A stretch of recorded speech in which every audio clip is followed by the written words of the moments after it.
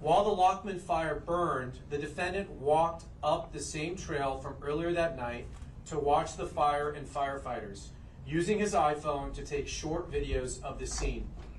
Although firefighters suppressed the blaze, the fire continued to smolder and burn underground within the root structure of the dense vegetation. So that fire started on January 1st, and it smoldered underground for about a week until on January 7th, heavy winds caused this underground fire to surface and spread above ground, causing what became known as the Palisades Fire, one of the most destructive wildfires in Los Angeles City history. Law enforcement got to work and by January 24th had identified and interviewed the defendant. During his interview, he lied about where he was when he first saw the Lockman fire, claiming he was near the bottom of a hiking trail. Geolocation data for the 911 calls showed that he was standing above the fire in a clearing merely 30 feet from the blaze as it rapidly grew. As the world watched in horror as the Palisades fire burned, victims perished in the smoke and flames. Homes where cherished family memories and belongings were turned to rubble and ash. The iconic Pacific Coast Highway along Malibu looked like a war zone. Thousands of people were forced to evacuate. Though homes and businesses cannot be rebuilt, this arrest, we hope, will provide a measure of justice to all those who were impacted. We're going to do questions at the end, and we're going to get into more detail, but I want to thank the outstanding partnership we had in getting this case to where it's at. Thanks to the work of the ATF and investigative support from both the LAPD and the Los Angeles Fire Department and the U.S. Forest Service for their hard work in this investigation. I'm going to turn it over now to Kenny Cooper, who's the special agent in charge of the ATF Los Angeles Field Office. Thank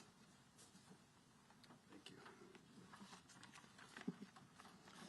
Good morning. My name is Kenny Cooper. I'm the special agent in charge of ATF's Los Angeles Field Division. Today marks a significant moment in a long road to justice for our community.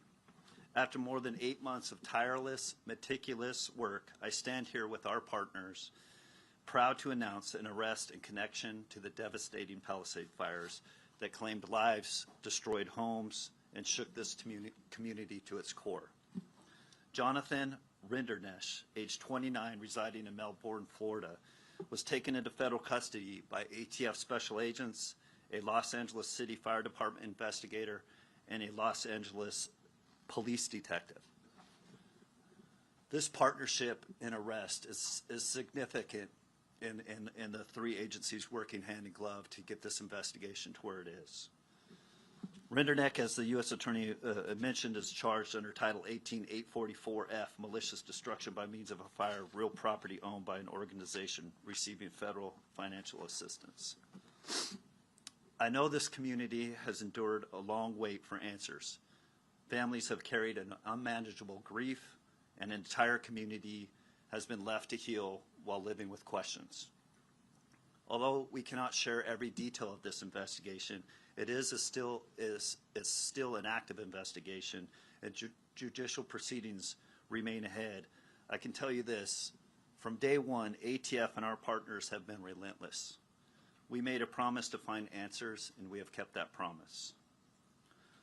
To give you a sense of the work, I want to highlight the extraordinary level of cooperation between ATF and our partners.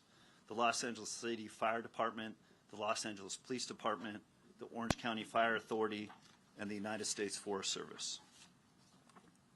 LA City Fire asked for our assistance, and within 24 hours, ATF's National Response Team arrived on scene. The NRT, ATF's NRT, is an elite team comprised of certified fire investigators, electrical and fire protection engineers, chemists, accelerant detection canine teams, and other experts. We arrived within 24 hours and got to work with our partners. We processed hundreds of acres of damaged fire, examining every inch for the smallest clue. Over the course of the last 8 months, investigators conducted hundreds of interviews, including witnesses overseas, and pursued more than 200 leads. We collected more than 13,000 items of evidence, including fire debris, digital data, DNA samples, all analyzed by ATF's state-of-the-art forensic lab. Our team carried out 500 scientific tests, supported by ATF's Fire Research Lab, the nation's only large-scale fire science lab dedicated to fire investigations. More than 10 of our top engineers and support staff contributed to this laboratory analysis. This investigation has been documented over 300 ATF reports, including a 200-page report detailing the origin and cause of this investigation. ATF technical surveillance specialists were integral in reviewing approximately 1.5 million phone records and data extracted from digital evidence. And I highlight this because I know there's questions on the length that it took us to come to this conclusion. But we were reviewing a lot of evidence from one of the most catastrophic fires in the U.S. history. Through this extraordinary team effort, investigators determined that the Palisades fire reported on January 7th was caused by an intentionally set fire near a viewpoint along the Temescal Ridge Trail into Pegna State Park on January 1st. The fire was a holdover fire, meaning it was deeply seated in dense vegetation and roots and continued to burn undetected until catastrophic weather ensued, resulting in the Palisades fire. Rendernesh is now charged with setting the January 1 fire. We know this arrest cannot erase the pain or grief or losses endured, but we hope it is a step forward. It is proof that justice will not be forgotten, that our accountability will be pursued by ATF and our partners, no matter how complex the investigation and no matter how long it takes. To the families who lost so much, we hear you, we honor you, and we will continue to fight for you. The ATF established an email address for the victims and witnesses to contact ATF Victim Witnesses Assistance Program through the palisades@atf.gov. Once again, I'll say that, the palisades@atf.gov. Based on the information received, a regional victim witness specialist may contact you. That's my initial statement. I'm going to hand it over to the Chief of LA Police Department, Chief McDonald, and I will be open to questions afterwards. Thank you. Thank you, Kenny. Good morning, and thank you all for being here. I want to begin by thanking the U.S. Attorney's Office, our partners at the Bureau of Alcohol, Tobacco, Firearms, and Explosives, and the dedicated men and women of our Robbery Homicide Division and Major Crimes Division. I also want to recognize and thank the Los Angeles City Fire Department and all of the investigators who came together to support this case. You look at the team standing here, and I couldn't be more proud of the work that was done throughout this investigation. It was extremely intensive and thorough, and the best of the best were working on it, and I'm very thankful for the partnership we enjoy with all of them all the time. The investigation into the Palisades fire of January 2025 was lengthy, complex, and as I mentioned, extremely thorough. Our detectives responded immediately to the initial incident and worked side by side with our partners at the Los Angeles Fire Department, and once the ATF's National Response Team took on the case, they led the investigation, and our detectives remained fully engaged as partners every step of the way with them. I'm proud of the professionalism and dedication shown by our detectives and the team who work collaboratively with our federal, state, and local partners. That teamwork ultimately led to the arrest of the suspect responsible for this devastating crime. The Palisades fire was a tragedy that caused enormous harm to the city of Los Angeles. But in the midst of that devastation, we saw something else. Communities coming together with law enforcement, supporting one another, and working through a very, very difficult time. This case is a reminder of the value of strong partnerships across every level of government. When we stand together, local, state, and federal, we are stronger, more effective, and better able to deliver justice for our communities. I'm deeply grateful to everyone who contributed to this investigation, and I look forward to continuing this strong spirit of collaboration as we work to keep Los Angeles safe. Thank you. I'll now turn it back over to U.S. Attorney Bill Asaley. Thank you, Chief. Thank We will be unsealing the complaint if it hasn't been already. It has much more details than what we've gone over today in there, and that'll be available to you. At this time, we will take a few questions. Okay, we'll start there. How did Rendernet start the fire? And in the investigation, as investigators spoke to him, what did he specifically say was the reason? I'm not going to get into his specific statements. I can tell you ATF has determined that the fire was ignited with an open flame. Yeah. Did this gentleman ever live in the Palisades, have any direct connection to the Palisades? Was he familiar with these trails, this area? Yeah, he was familiar with this particular neighborhood, and he had a friend who was who lived in this neighborhood. So he knew this neighborhood. He never specifically lived there? He was a resident of Southern California. Do we know what city he lived in? Or- Okay. Yeah, he actually did live in Palisades, and he was familiar with the neighborhood in which this started. We know that fireworks. The word arson? Yes, he's arson. We Yes. know that fireworks. Okay, let me go here. Do you know what was the protocol taken around the initial fire on New Year's Day? Was there precaution taken to try and make sure that fire was put out properly? And that's quite a Yeah. between when that ended and then the next fire. Yeah, we're not going to get into the full fire response. I'll just tell you the fire department did respond, and they don't say they put out fires, they suppress the fire. So they use the best of their abilities at that time to suppress it. Like we said, there was dense vegetation. The fire went underground, and, I'm not a fire expert, but there's only so much apparently you can do about that. So it did smolder there until a week later, in which the winds picked up and reignited. So that's our understanding of it started. Let me go right here. So did he move to Florida after this? He relocated, yes.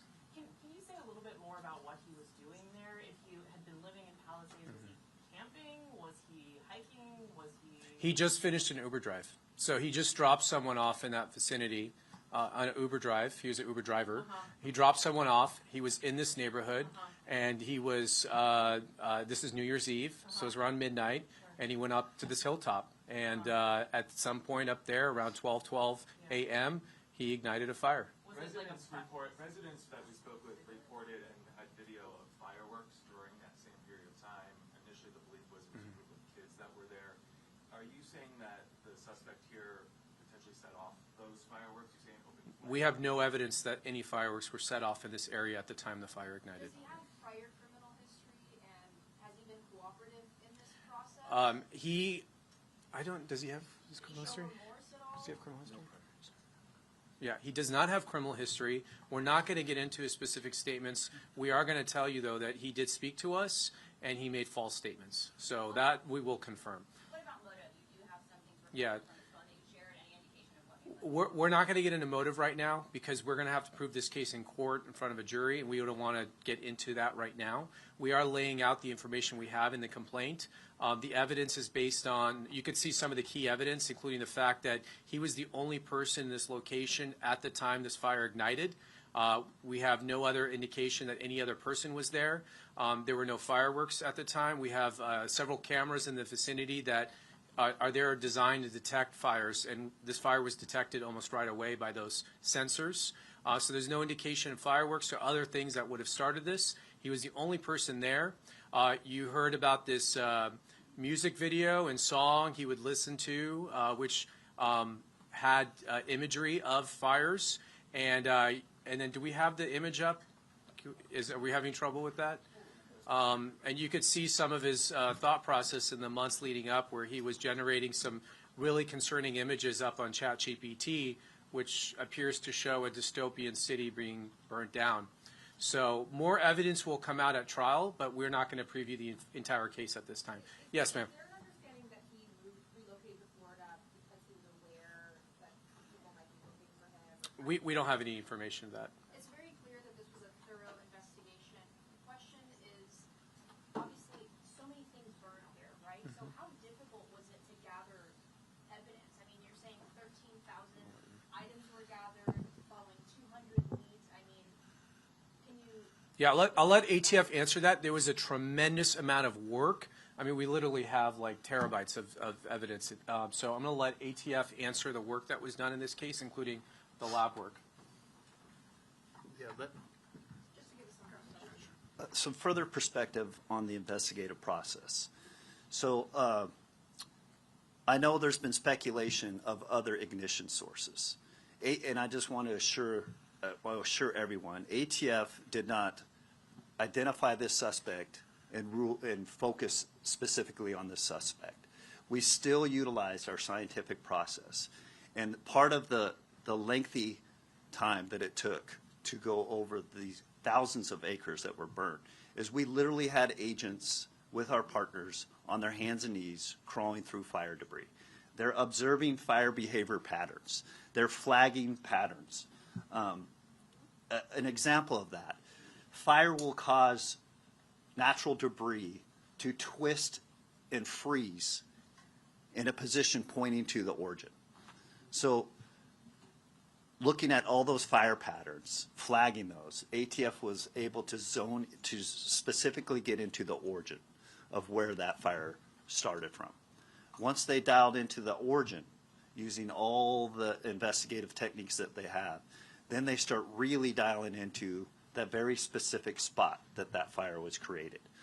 An example of a fire research lab, they collected buckets and buckets of debris, flammable materials, natural and otherwise, found within that area, sent it off to a fire research lab. They analyzed data from weather, including humidity, the exact temperature, the exact composition of those natural fuels found at that particular time, January 1st, at that particular time, recreated those environmental factors in our labs using their scientific process, then tested different ignition sources. And that's where 500 tests were conducted at that lab. That review process is then looked at by a panel of our experts in a peer review process to see if the science matches up with the theory and the actual evidence that was collected. I know it was also broadcast. We broadcasted it as a public safety announcement back in spring. We went up and recreated a fire very safely with our partners with LA Fire, using butane and scientific process to create the fire behavior to see, and I'll tell you, to the extent of the scientific expertise that we went through, we recreated it in the exact lunar time that the fire started, meaning the exact size the moon was, and as close to the starlit environment that that fire started. So we could recreate scientifically a fire and see how fixed surveillance points saw that fire as it developed from other evidence that we collected, both from witnesses' phones, fixed surveillance points, and other data.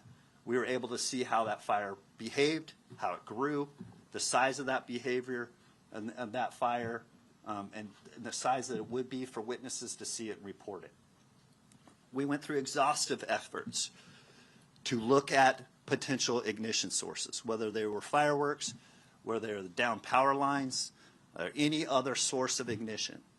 They went down those investigative paths with exhaustive length to either rule them in or rule them out. With clarity, we know this is an incendiary fire and that the subject that we arrested started it. Would you say that this subject was obsessed with fire and wanted to see those images? Once again, that speaks to motive. That's not an element that we need to meet.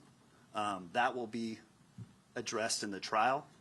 And we do have evidence of that for trial. What was the rap song? I'm not going to go into those specifics. I'll just highlight, we're not making a probable cause arrest. This team up here feels that we have met beyond a reasonable doubt. We are confident that the burden of proof by the government on this presumed innocent person will be met in trial.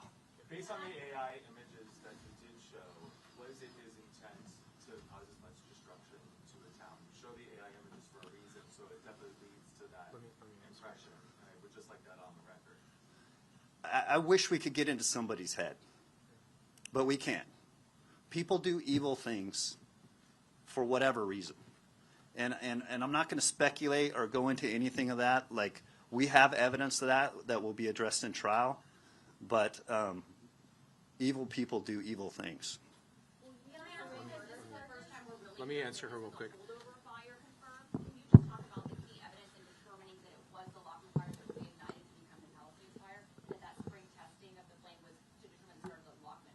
I'll let him answer that in a second. It is a French rap song. I don't speak French, so I'm not going to quote it. But it's a French song. It is in the complaint, and you'll be able to look it up there. We will prove beyond a reasonable doubt that he intentionally started this fire and maliciously. That is what the statute that we charged him requires, and that is what we prove. I'll let you answer her question about the holdover fire. Let him answer. Your question to a holdover fire.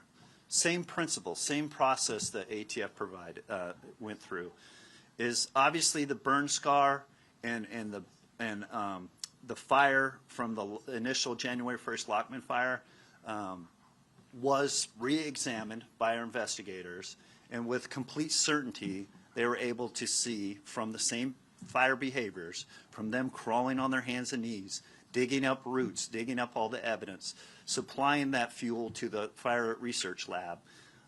They were able, and also in collaboration of other data and other evidence. We have fixed surveillance points. We have witnesses that were up with their phones. We have a lot of different data that all concluded where this fire started, and the fire behavior from that origin, from that Lockman fire, was clearly established in the Palisades fire. Were the passengers dropped off at home or at a business? I'm just trying to get a sense of where he was on his path that then led him up to that hillside. He dropped passengers off within the residential area of that area. 2 more questions. Why not first-degree murder charges, given the fact that Coke died in the fire? I can answer that. So right now, we've charged him on a criminal complaint. We have not determined all the charges he's going to face. We'll be presenting that evidence to a grand jury, and we will make decisions about additional charges at that time. So this is right now just a criminal complaint. We wanted to arrest him. We wanted to get him into custody, and this will go to a grand jury shortly. Last question. Did the suspect return back on January 7th? Was he in the area considering he lived in the Palisades during that period? I don't know that we know that. Yeah, I'm not going to comment on that. He did go back the same night. So the night he started the fire, he left. As soon as he saw the fire trucks were headed to the location, he turned around and went back up there. And he took some video and watched them fight the fire. The charges that you're talking Last question. Yeah, just for January 1st, right? He has not been charged with anything for January 7th? No, he is charged with starting a fire on January 1st, which is the fire that burned down the Palisades. It did take a week to reignite, but he is charged with starting the Palisades fire. He started it on January 1st. But that's why you got that question about the people who lost their lives on January 7th fire. Do you expect additional charges for that? To include homicide? This complaint covers that fire and the damages and deaths that were caused by that fire. As far as what additional charges he will face, we will make those determinations in the coming days. Thank you all very much. All right, thank you. Press release is out. The complaint is out. So, and I'll try to get this back.